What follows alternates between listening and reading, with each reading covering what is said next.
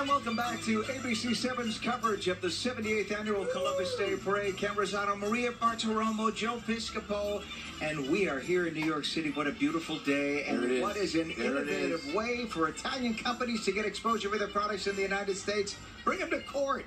Not court with a judge. An Italian American doesn't do that. Italian Americans go to the basketball court. The Italian Brands Basketball League's adventure, the half hoops, it's half hoops and half networking, gives people the opportunity to get together. It is the brainchild of an Italian PR guru named Simone Barazzotto, and it is thriving right here in Brooklyn. My name is Simone Barazzotto, and 3 years ago, I came in New York. I decided to create IBBL, Italian Brands Basketball League. Basketball is not only an important sport in the United States, but it's also very important in Italy. Italians love basketball.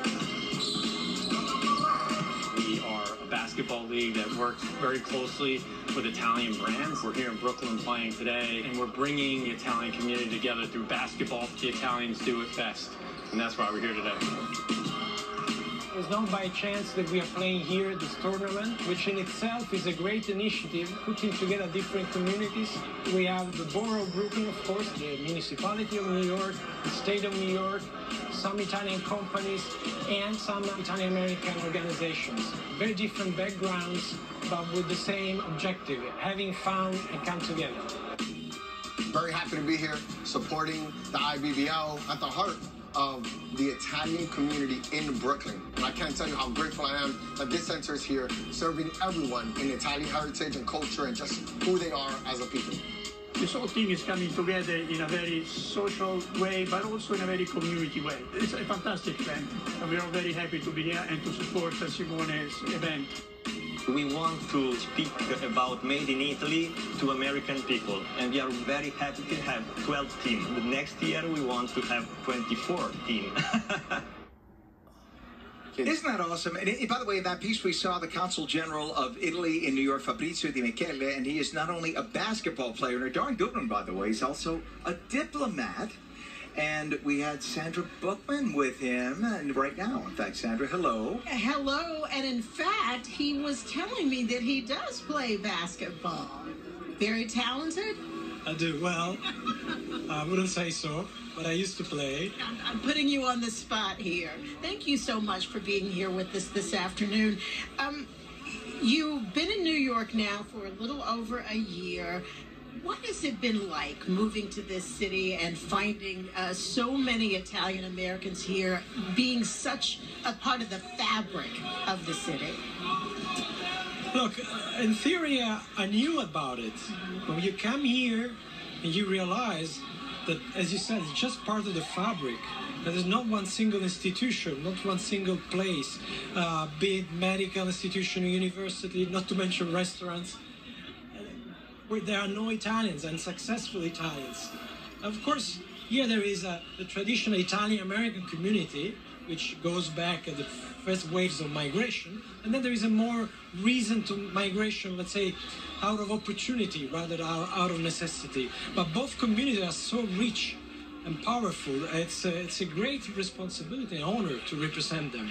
Now, Columbus Day is we love it here, as you can tell by this parade on Fifth Avenue. But it's not a holiday that's really celebrated in Italy, is it?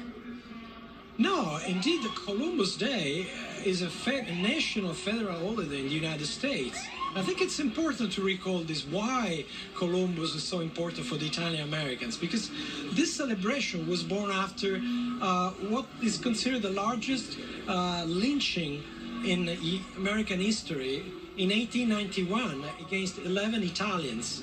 The then President Harriman decided kind to recognize the role and contributions of Italians, who then were really victims of bias, prejudice, and racial hatred, through this federal holiday.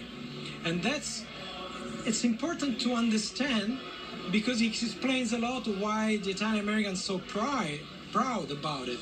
Because this is about their fight to be recognized and integrated, and basically to see their American dream fulfilled. It has nothing very much to do with 1492.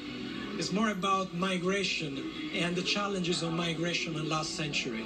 Which some of the same issues that we are dealing with today. So current and actual still now. Thank you so much for being with us, Fabintro. Thank you. Thank you for your time. Back to you, Ken. Oh, thank you so much, Sandra. What a wonderful interview, and just unbelievable to hear the stories of Italian Americans and the struggle that so many have gone through. Hearing about Italians being lynched 130, 140 years ago.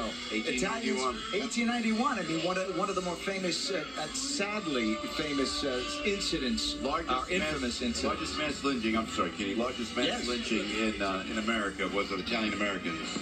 11 down in New Orleans, and they apologized a couple of years ago, but you just don't forget about that.